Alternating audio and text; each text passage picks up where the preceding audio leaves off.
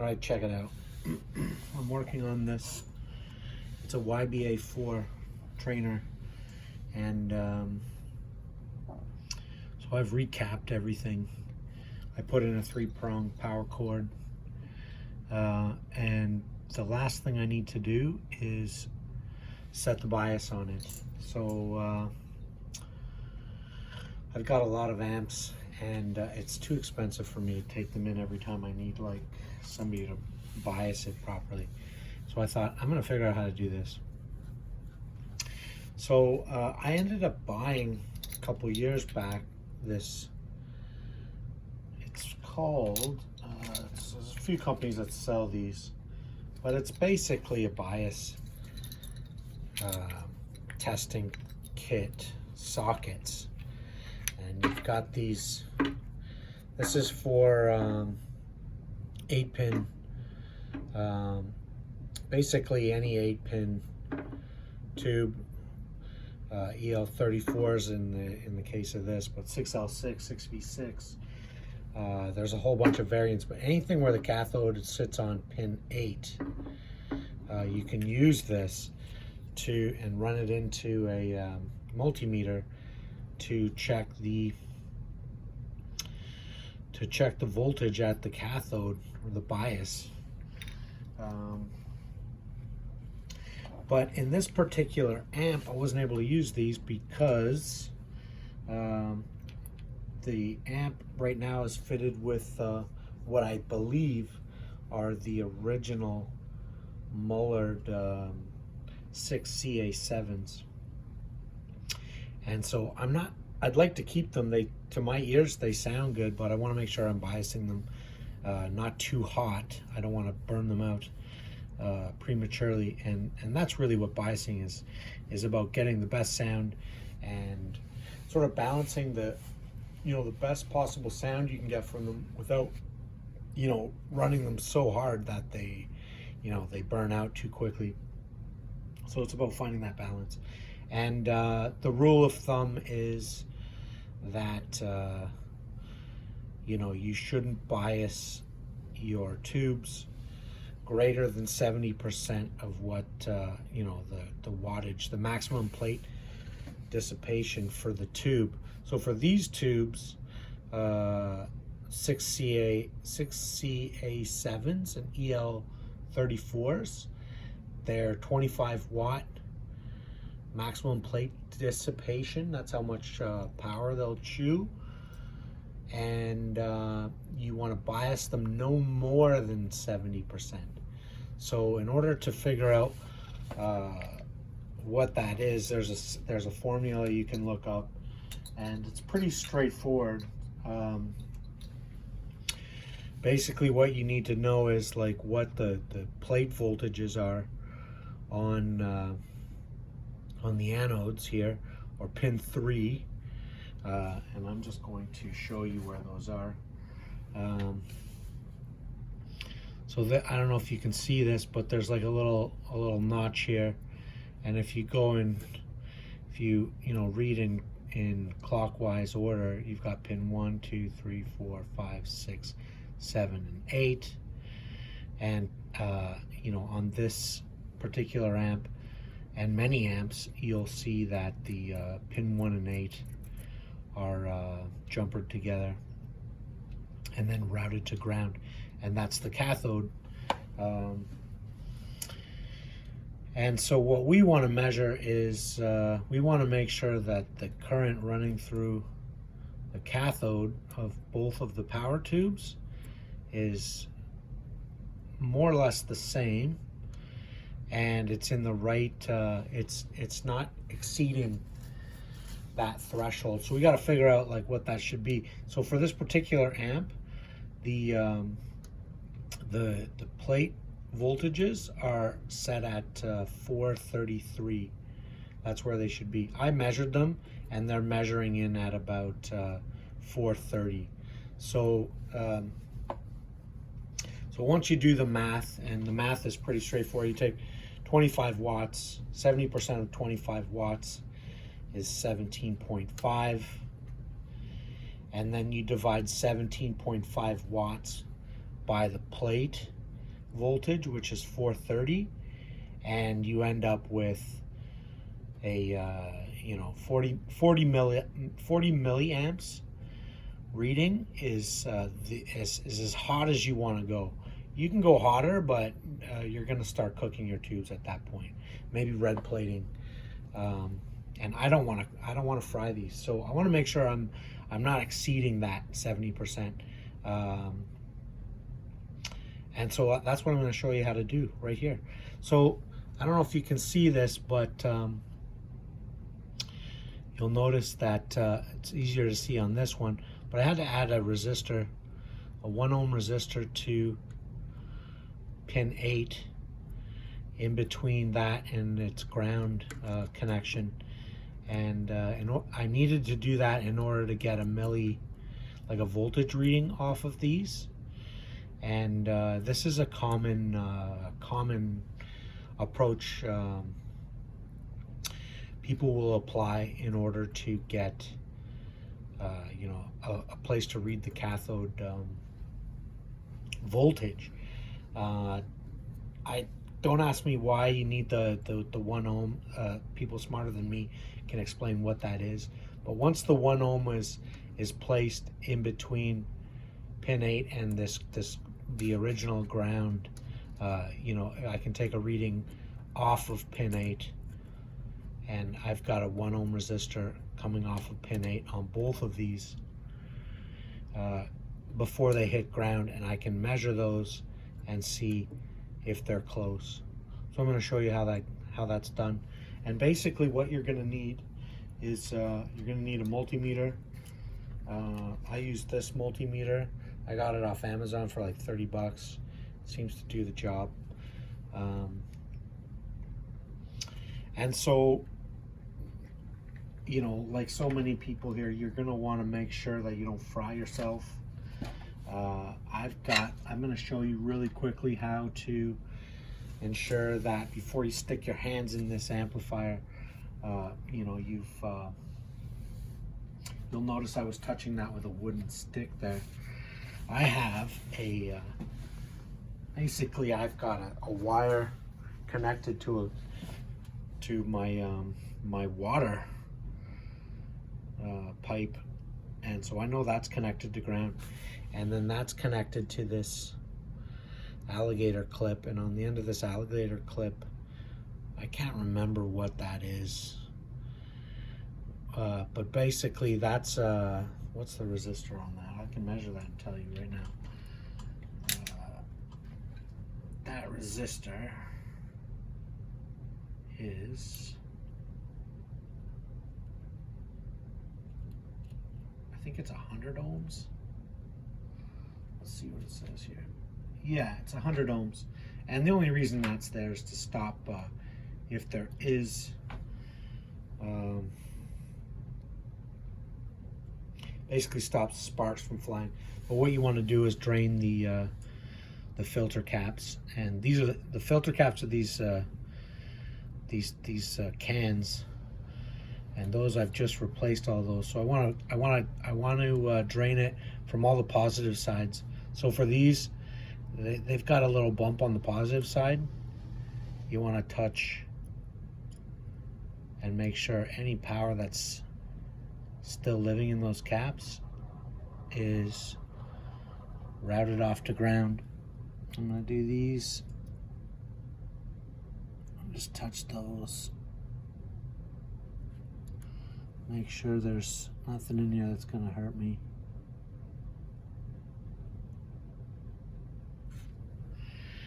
And yeah, those are all good. I could test those, but I'm just going to be getting in here and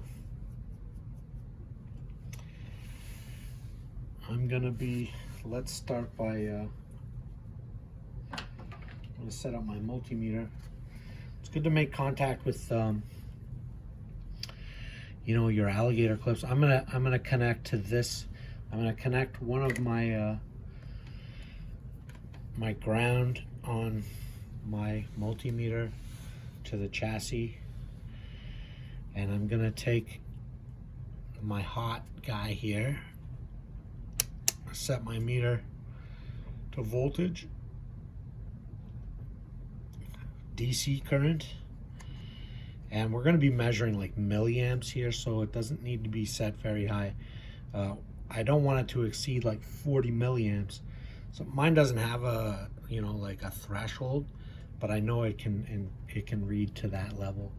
So I'm going to take this and I'm going to make sure it's touching this pin 8.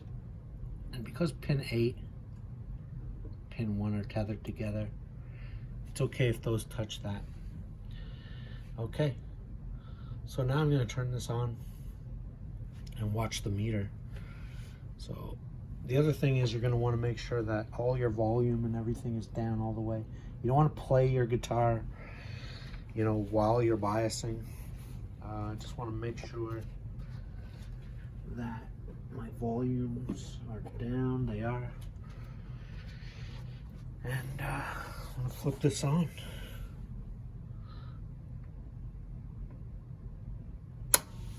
Okay, so we're going to watch the meter. You can see it's measuring 0 right now.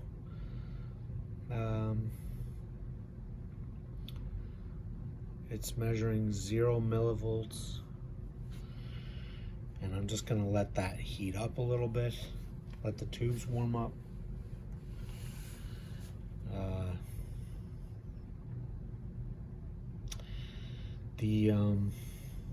The tube can't effectively pass current if the filament hasn't heated up the cathode. So if you, I guess we could probably watch this. I'm gonna flip this. So now I'm gonna flip the standby switch, and we should see the we should see the meter climb. Okay, so we can see right there, it's running at 28, about 28 millivolts, which is pretty, if 40 is the 70%, I'm running, you know, probably on the colder side. It's probably could stand to come up a little bit, you know, somewhere between, they say you should run it between somewhere between 50 and 70, but I think, you know, as long as you don't exceed 70, that's what's important. So I'm going to bring this up somewhere around, I'm thinking about 35. So I've got, this didn't originally have like an adjustable bias on it. So I installed a trim pot that I installed on the, so I could adjust it from the back here. It's one of these like nylon ones. And we're gonna adjust that and see if we can get this closer to where it should be. So I'm gonna make small, make sure I should start seeing it climb here. Okay, so I'm going the wrong way. I'm gonna have to turn it the other way here. I want to get it up around.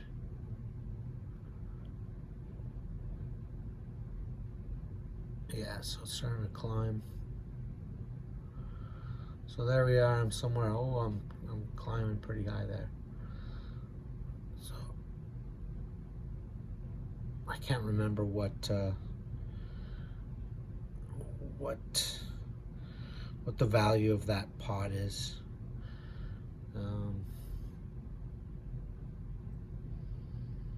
So I'm gonna get this up around 30, 35.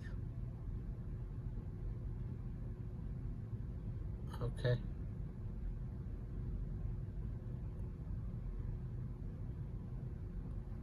Let's see if I can get it up to 35 here.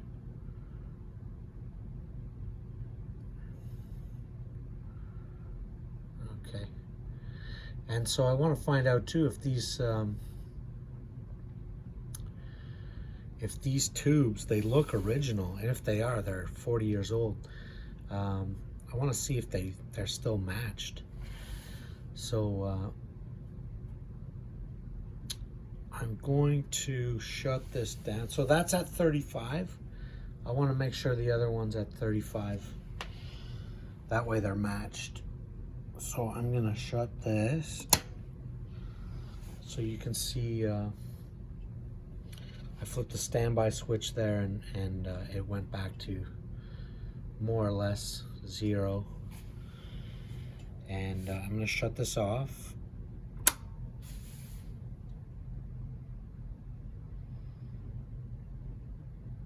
And before I stick my mitts in there again, I'm going to discharge those caps again, because they're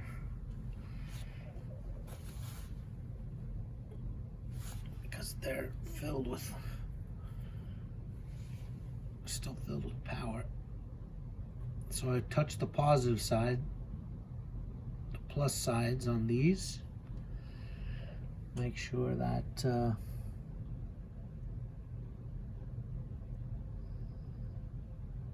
don't want to touch anything that's I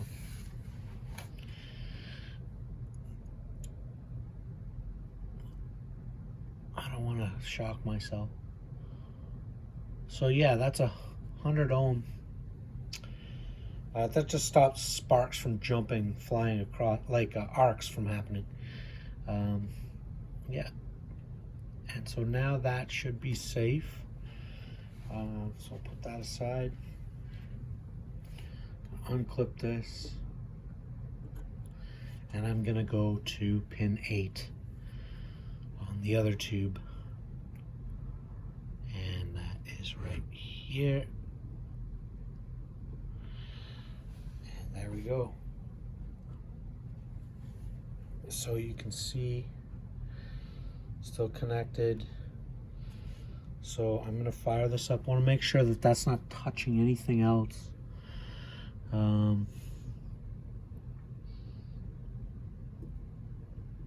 That seems to be good. Okay, I'm gonna fire this up.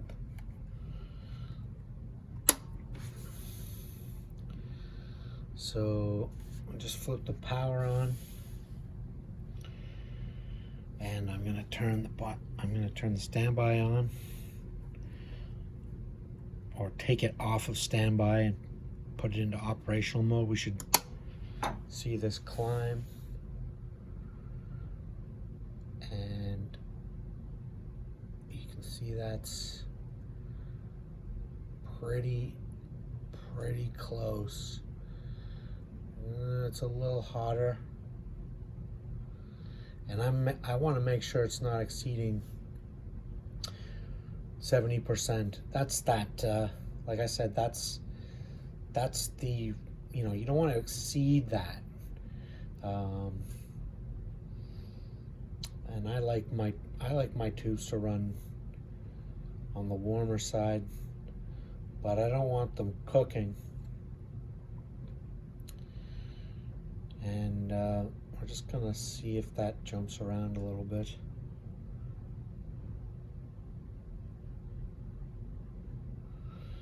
But you can see that it's pretty close, 35, 37.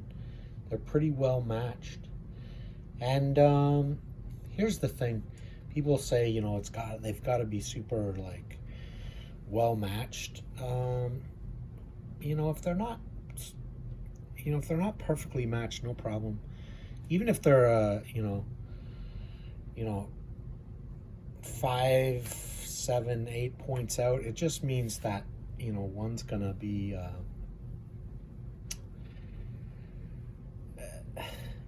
it just means you could be introducing a little bit of distortion in a class AB circuit like this, which is okay if you know that's what you're into. So yeah, this looks like this looks good. So what I'm gonna do, and I'm not gonna film this, but I'm gonna leave this on for a bit and make sure that this doesn't drift above 40. And then the last thing I will do is, and I think I'll show you this, with the light off, but you want to make sure that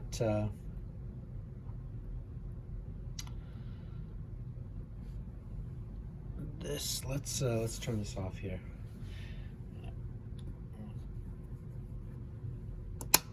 So I'm out of standby, turning that off.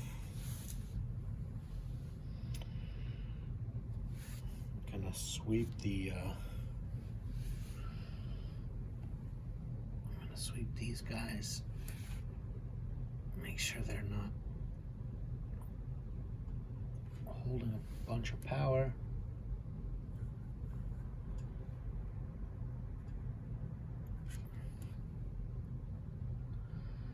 That's how you discharge. That's how you discharge your. Okay. And now it's safe for me to pull that out. And the last thing I want to show you is never stick two hands in an amplifier. Even if you've discharged it, keep one in your pocket. So here's what I want to show. Lastly, these are the Mullards. They're so beautiful. I am going to turn this on, and we're going to turn the light out here, and we're going to watch. I'm going to put this out of standby mode, and we're just going to make sure that I want to see if there's